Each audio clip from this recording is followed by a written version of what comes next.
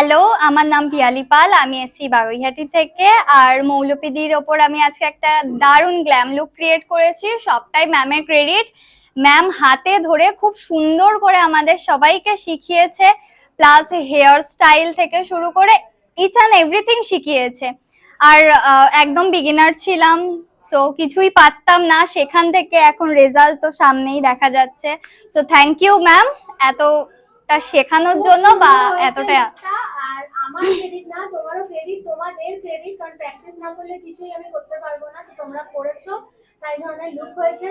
খুব সুন্দর একটা লুক হয়েছে, সত্যি অসাধারণ লাগছে মৌলপিকে। মৌলপি কেমন লাগলো?